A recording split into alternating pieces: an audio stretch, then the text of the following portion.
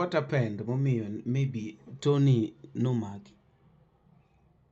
Okay, whatever conspired, Mm. and Tony has been a very good friend of mine, Makata Ningayo, back for so long. Of hours. Ang'o mikao Tony kendi to ambe en osiepna. Of hours. Of hours, And then take the industry, man, or introduce her.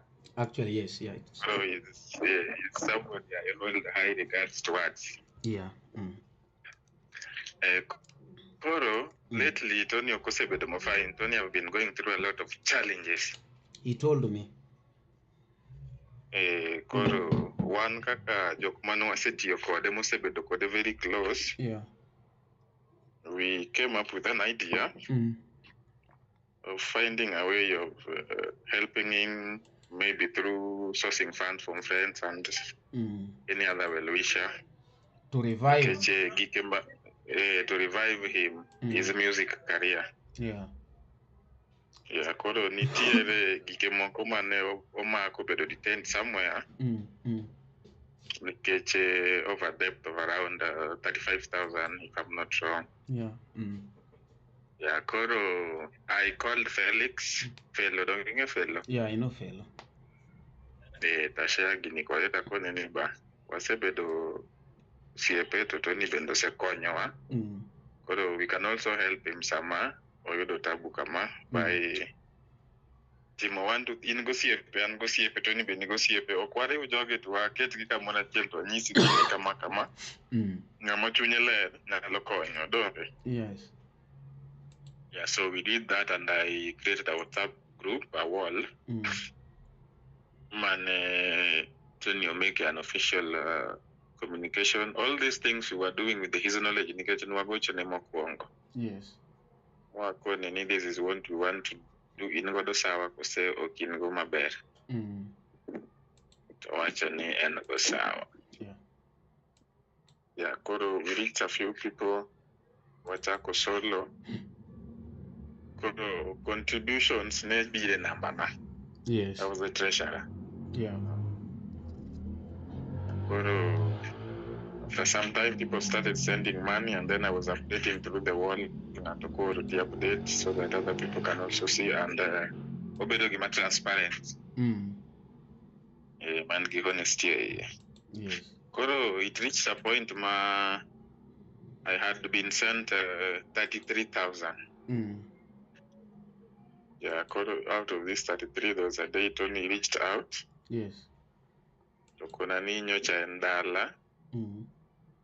Duogo Nairobi to yudoka olorne dot. Yeah. LTN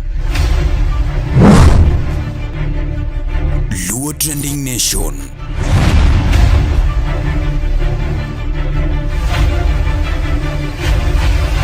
Mopandi inyenyo elela. Joka mamai tumbili to one kai LTN. Yo, what's up guys? This is Tumbili na niko chilled ndani ya Luo Trending Nation. Keep it locked.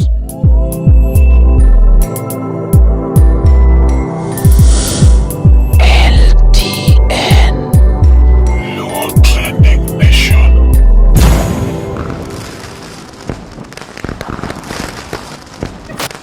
Luo Trending Nation, LTN, the best ahead of the rest. Diego e part marda, kikiaga? Tomando tokori udirango ndiye. Tumuhuyo ne. Safari kominyongo Airtel nyongo inu mana online. Namano kelo wifi yo nego makorozi. Kule kama kelo wifi. Ngano ningo wifi nego mak tichwado kabisa. Nego duoke dala ke private jet. En podo kong'ad receipt ni ubet gi ji. En adel girungu to koro wachna nebo. Alenga ba. Wapambana gi hali ya maisha to umbe wawinjo no pambana kono. Koro ji penja information to koro ok anya gini, ok adwa naketo ga rumas bang'a maber. Adwa ne akwonga gini, awinjo information ni it was this way. Koro kata kimiyo jopiny timiye gima valid. Oh, okay. To koro man. Penja duoki. Lakini nyeni be mora man. Generally, nwadwa mawinjo course ni what happened momiyo maybe Tony nomaki. Okay, whatever conspired. And Tony has been a very good friend of mine, Makata Iningeyo, back for so long. Of hours. Ang'o mika Tony kendi to ambe en osiepna. Of hours. Of hours, eh. And I think Nikata industry man ni enema or introducer. Actually, yes, yeah. So it's somebody I hold high regards towards. Yeah. Koro, lately, Tony Okosebedo Mofine, Tony have been going through a lot of challenges. He told me. Koro, one kaka Jokmano Assetio Kode Mosebedo Kode very close. Yeah. We came up with an idea of finding a way of helping him, maybe through sourcing funds from friends and any other well-wisher. To revive him. To revive him, his music career. Yeah. Yeah, koro nitiere gike moko mane omako bedo detained somewhere. Nikech over depth of around 35,000, if I'm not wrong. Yeah. Yeah, koro I called Felix. Fellow, don't you know Fellow? Yeah, I know Fellow. Tashare gini kwa leta kone ni ba. Wasebedo siepe to Tony bendo se konyowa. Koro we can also help him sama oyudo tabu kama by timo wantu in go siepe an go siepe Tony bendo go siepe okware ujoge to aket gi kamona chiel to nyisi gini kama ngama chunye ler nyalo konyo donge. Yes. Yeah, so we did that and I created a WhatsApp group, a wall. Tony make an official communication. All these things we were doing with his knowledge in yes. This is what we want to do in Godo Sawa ko say okay in go maber. Wachani and go Sawa. Yeah. Yeah, Koro we reached a few people. Wachako solo. Koro contributions maybe a number. Yes. I was the treasurer. Yeah. After some time, people started sending money, and then I was updating through the wall to go to the update so that other people can also see and obedogima transparent. And give honesty. Yes. Koro, it reached a point I had been sent 33,000. Yeah, Koro, out of this 33, there was a day Tony reached out. Yes. Kuna ninyo cha endala. Duogo Nairobi to yudo ka olorne dot. Yeah. Kuna ni kuom pesa cha. Inya yudo na gimoro matini yor na ne kaka alogo shughuli marot ng'eyo na dot mondo adonje ot. Yeah. Yeah, to njeta kone ni sawa we apimne Fellow kecho kanya release ko kanyiso Fellow. Kanyiso Fellow and then later I sent him 10,000. Yes. Koridonge 23. Koridonge 23. Yes. Donge koro joge mbele, but for a while people know or pesa. I think ni maybe challenges nintie jok moko maber. Yeah.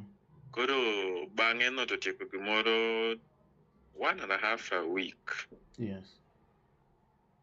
You do emergency moro. Mano keta in a very fixed situation. Yeah. Maka kana konyera netama. Yes. Koro ate mogoyo yore wa magpapapri. Totama. Yeah. Actually pesa moro nego bena yudo gimoro tarik 6 Februari. Katiyo gi pesa wuodo kinyoni. Donge tarik 6 nyalo bedo ka aseduoke. Yeah. That is a question I asked myself. Yeah. So being aonge any other alternative, aloyo shida gi pesa no. Yes. Knowing by 6th or 7th, a refund. Pesa na cha biro ta umogo moko nge kata ni pesa ne notiyo. Koro mane gima natimo. To kanoromo tarik 6 no, nokodhi kaka napange no. Yeah. Pesa mano nego bena yudo na wuok ka jo public trustee Kisumu. But ne disbursements nokotim. Yeah. Koro nonyiso ni wabed patient nyaka 16th March. Yes. Koro achako bet gi stress ka 23 ni adwa golo kure. Koro chieng' moro fellow gochona. Onego bed nodhi ng'iyo gik mano mak ka mondo assess gin sawa mondo ane kwanyalo yudo pesa mi bwana. Takoni na we ane kanyalo yudo ni fare mondo idhigo kono. Mano yudo ka pesa cha asetiyogo. Yeah. Pod adwa nyise nikech pod agambol ane ka anyalo ume piyo ka this to this money. But koro na umuo mamucho pa point manyise na felo.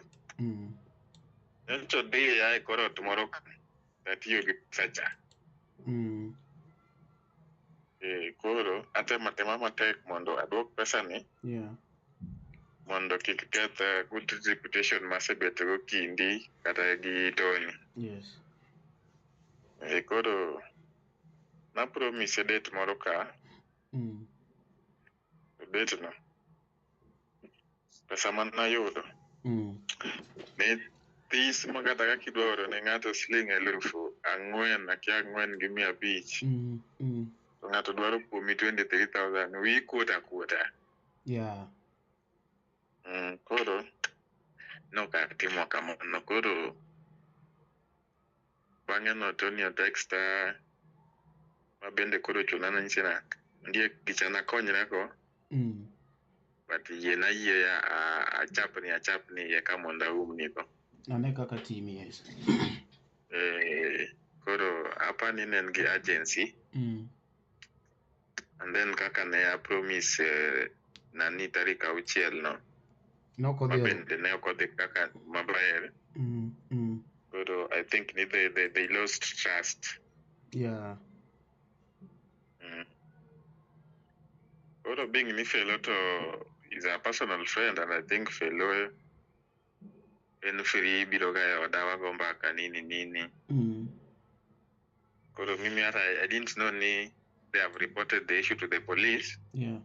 And they were coming to arrest me. Koro ana ashtuka tu mana dot ng'eny ne kan ge ot nikech tije wagi oketo ma wanindo godiochieng' to gotiene ka wan e tich. Koro mostly always it is that mlango yangu inakwanga mlango na olorga.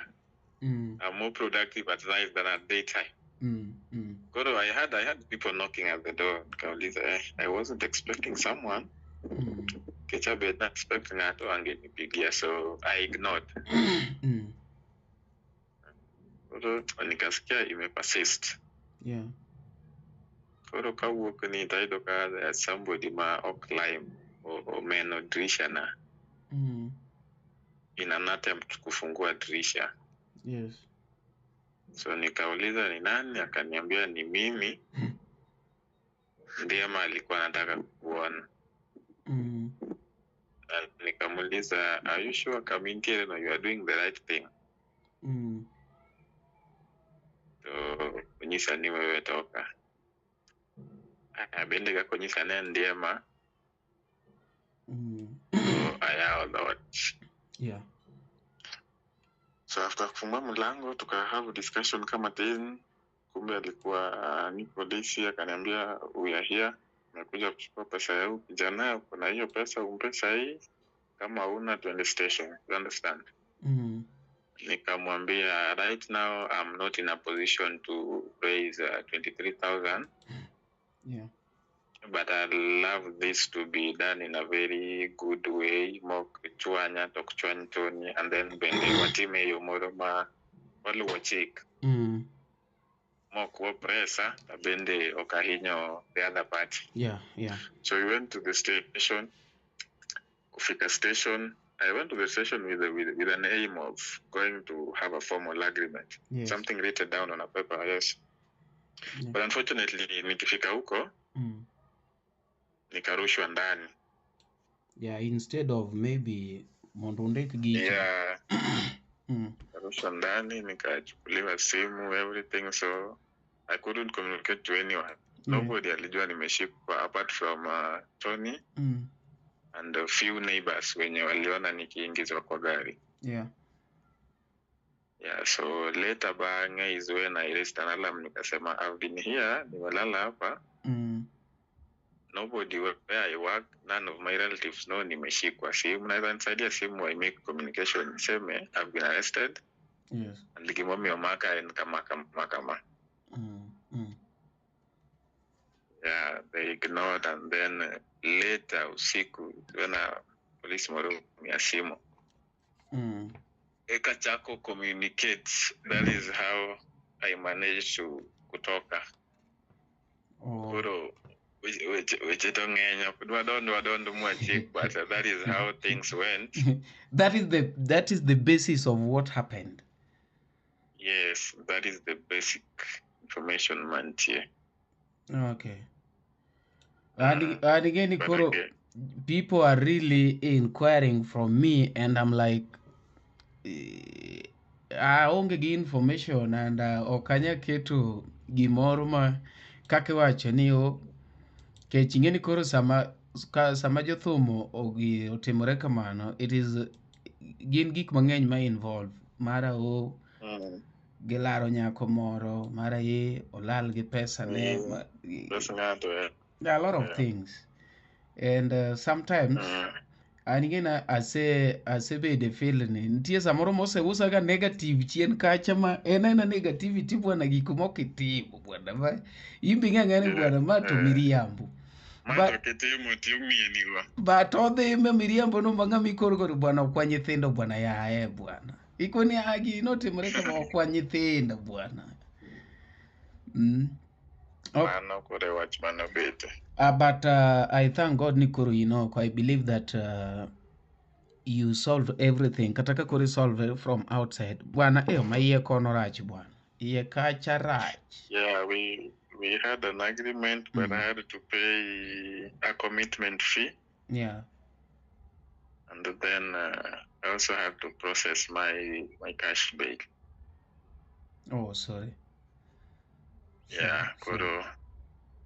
But again, I worked to Bendo Kawinjo ka uwoyo maber about me and manane and ngama duong na talafu ngama miyo luor Kuro. Yeah. Nakidoga piny with the respect ma ingo kode. Nyakibeda beda piny bandara to ruma wacha na chamo 100,000 ne akia natimang mago to are not here nor there. It was less than 100. Something even not quarter of 100,000. It's not quarter, by the way. It's 23,000. Then 25. Koro watch up you can. Obedo quarter.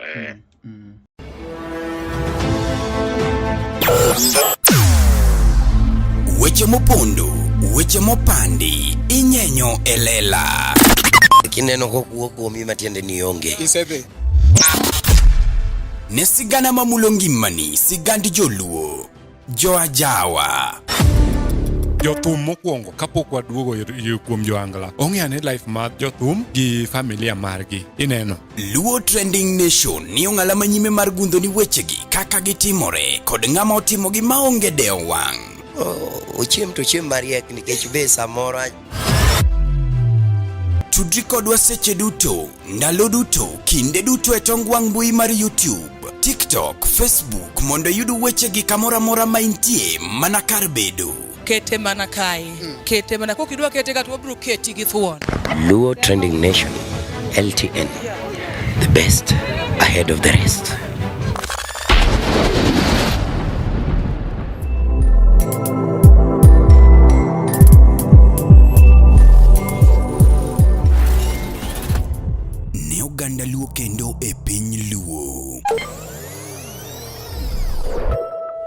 oganda wapong kod were mathoth mapoko yangi. Nyota mag rowere bura dimo ka duond jowa modhuro bende poko winji. Wakeloni Luo Talent Search mabiro kod tekre makende. Ma en chenro mowuok oko mar yango kendo konyo jogo man kod were mar miyo ji nyiero, wer, miel, lendo kod mamoko mathoth. Luo Talent Search biro mar neno ni lek magi ochopo kare. Be in kod oteku mar bedo duond Luo, bedo sulwe mar oganda Luo. Riwri kodwa mondo piny ngima one mich mani ogwedhigo. Ma kik bai. Your talent, our stage. Let the search begin. You know, this Friday, dancehall artist. I'll be performing at Luo Talent Search, 15th April 2025.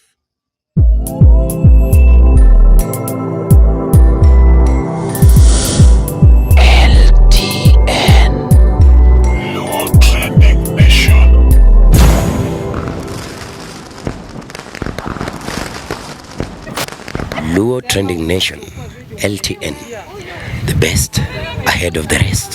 What out 100,000? It's not quarter by the way, it's 23,000. Then 25 koro wacha kwa ka. Obedo quarter Bringi na be ngamo koero weche moko mang'eny akiana ngo seeking attention nini no, that is not me koro. I prefer gani gik moko itieko gi ling itieko gi ngamo fuwa. Yes. Koro ambi ruma mano an go wacho ni en around 100k mabende ne en ga mar customer, like you took from customers, those people mane se pango gi ne show to koro ilalo go dungine ka koro yin kiwache to koro wayudo the truth. Koro da kete niya Tony Ndiema nomako Tony Ogunde nikech 100,000 mono kaw kuom customer. Kendo dwa chako yawo kes moro no mari. Erubia newe koro walera ne gini kare. Tony na wetiyo go donging'eyo higa ma wetiye gi Tony. Tony na wetiyo go chon. It's nearly 2 years, and then kata by the time anatiyo kode. All the finances were being channeled to his account. No kunya ye mul kata deposit. Koro onge pesa Tony mora mana wuok in terms of teach. Pesa makoro kelo issue en mana moro makoro were organized to out of goodwill as friends and people must be very close with and more assisting him. Rise up again. Yeah. Mano timre. Onge problem ba go erokamano kuom that information. I just wanna wish ni everything will be okay. Yeah, it will be okay. It will be okay.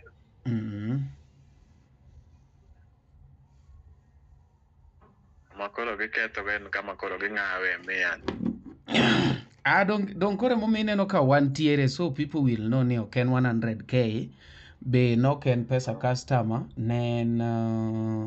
nen pesa man ne ji come up gi idea kaka dang wach ni bwana wadwa ni wachungo mari kendo. Koro ing'eyo en mana ni weche samuri tieko gi ling. Bwana Tony nyocha ni matek chien kanyo. If en mana ni wacho ga ni gima lwedo ma kora chwicho golo kora chamo ok nyal ng'e ok onego be ni ng'e. But I was so shocked that Tony could arrest me market sell. Tony ng'ama nyocha an machulo ne nyaka rent bwana. So sad. Nyocha wawuoyo gi Tony mokona ni Omari have been experiencing a lot of challenges, of which even some people had told me before, but I don't always rely on rumors. You know, even Felo himself came. You remember the other time that I was doing him interview, right? Natemo wacho gimoro kanye en ni okanya gede gima like poke thibitisha. Always that's how I work. Nikech ana and in fact another one fellow kabisa. I told Felix what you did was wrong. Somebody once was your boss. Katabeno kutiko katabeno chonji marazi. You cannot go out and moyongani the way you did to Tony. That was very wrong. And I cannot do that to someone once. Yeah. Kanyo na how fellow 3 hours. But anyway, it doesn't happen. But no koti memory ere. Nikene felo bwana no felo ne yoang. And dongeni each one to leave alone your boss. Each one nitie jomose meo gedere. You can know. Each one kata in nyalo mi they overboard. Kata mama umi kone ni okechona. Tingeni ene monyuoli. But later on kagigo te oserumo. Dongero ne uchaku come together ma felo gi niero jok mono chunge kipao mambele mar ensure ni Tony obedo Tony. Yeah. So it means ni each one. Alafu ingeki maber bende when you speak about it. When you speak owuok e chunyi. Ingeni sani kata ka ng'ato penjo felo gige Tony to koni bwana an wachi ko kadwe. You remember ni interview wa mokwongo ne nigi problem. Kano duog felo mar ariyo already gikano siwuok e chunye. Koro winjo ko wacho ni mago to kadwa donje sani. Mago to kadwa donje sani. Mara ng'ato duongo na dhot mana ka landlord yawo. Matek ma. Poke chulo rent. Kast bwana machunyu ridni kare mana ni bwana bwana inge wan gi kubisha gi kugonga nyieno gonga okobisha. Hey, ma is not knocking the door, ma is hitting the door. Hey.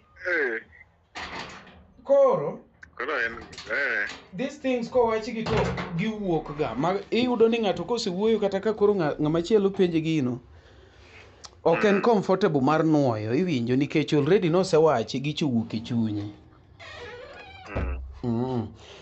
But wan bende wadwa bedo jok maricho mari ka gimoro timore ne matin to exaggerate. Koro ka the truth biro tiyudo ka it is a different thing.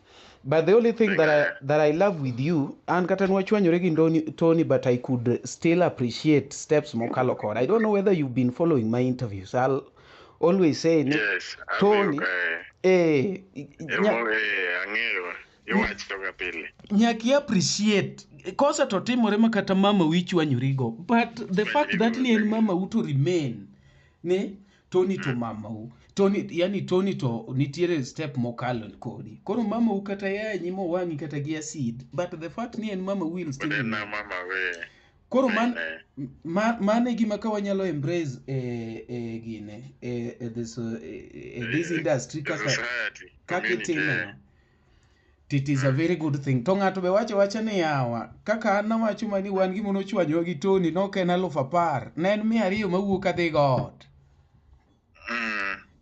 Koro ok nikech koro seredo koro mari ne en pesa di 20,000 en siling 200 ma idho go apiko tadhi got emono onge simple inyo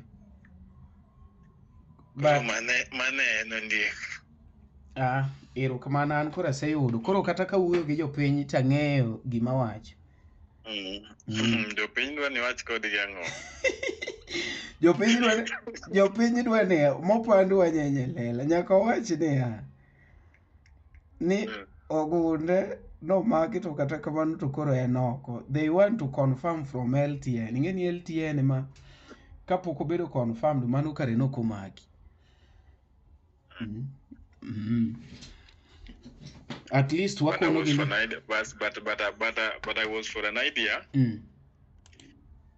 You just let that slide. I just let it go. Yeah, just let it go. Tok mago gik mang'eny biro kale society a moment makoro wasechako lot matin mago kech kiny machako society bende nego bed ni society bende nego bed ni nitie moko mabende ka gi miss kaman bende maber Manuel tie ndok dala Manuel as much okadwar so many people have approached me inaitwa Kia Victor ngawacha Victor Msafi nini but anawacho gani ngama miyo luor I can never expose kata bena notimo nango okanyal Koro akiani gibe gin gi differences in Ndiema. I don't know. Koro when they wanted an interview, I couldn't know, and I'm not comfortable doing that. Pinyini ago and that's a modern Ndiema next year.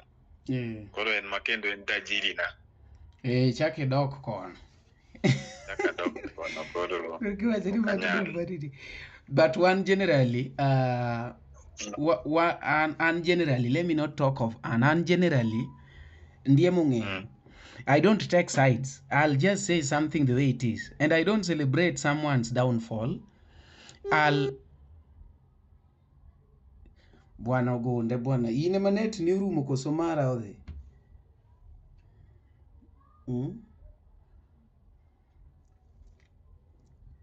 Kwani nene kama koda mar Sony?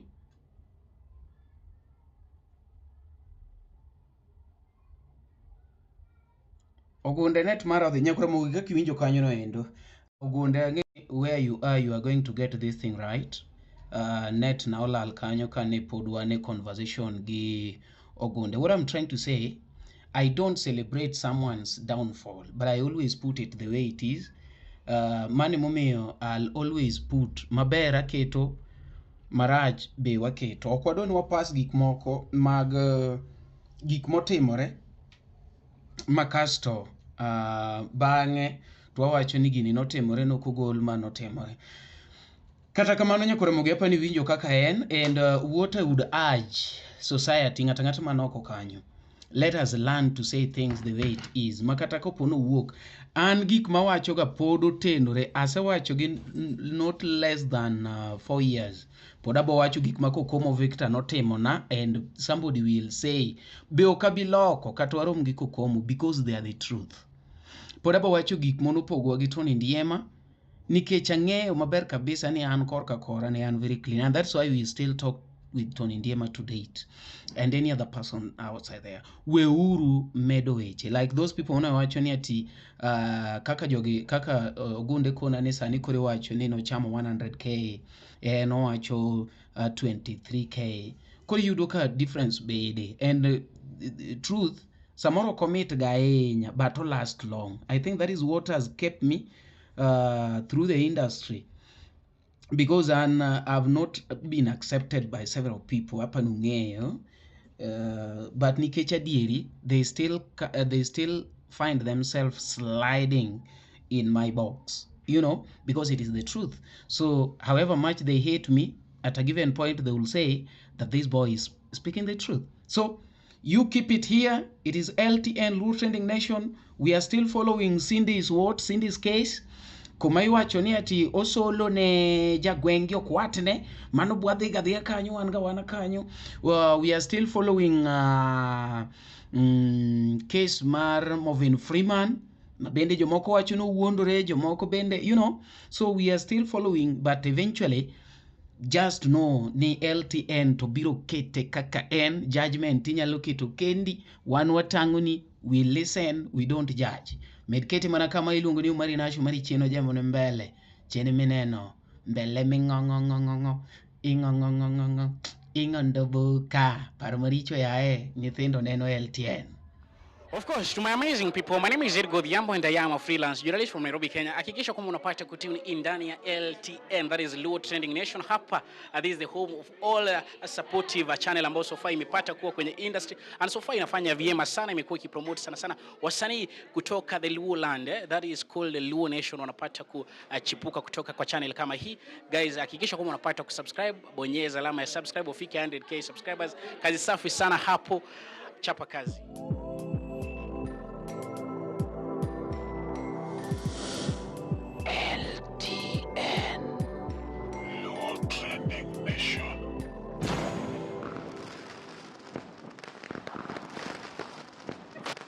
Luo Trending Nation, LTN, the best ahead of the rest.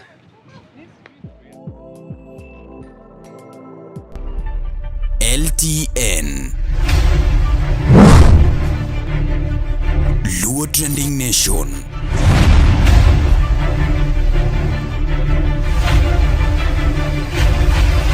Mopandi inyenyo elela.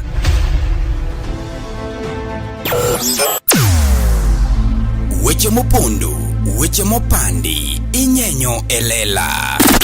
Kineno kokuo kuomi matiende ni onge. Isebe.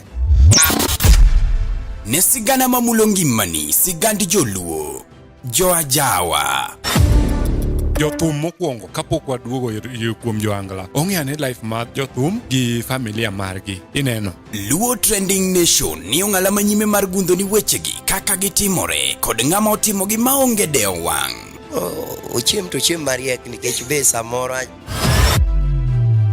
Tudri kodwa seche duto, ndalo duto, kinde duto e tong wang' mbui mar YouTube, TikTok, Facebook mondo yud wechegi kamora mora ma intie mana kar bedo. Kete mana kae. Kete mana kokidwa kete ka to wabro keti gi thuon. Luo Trending Nation, LTN, the best ahead of the rest.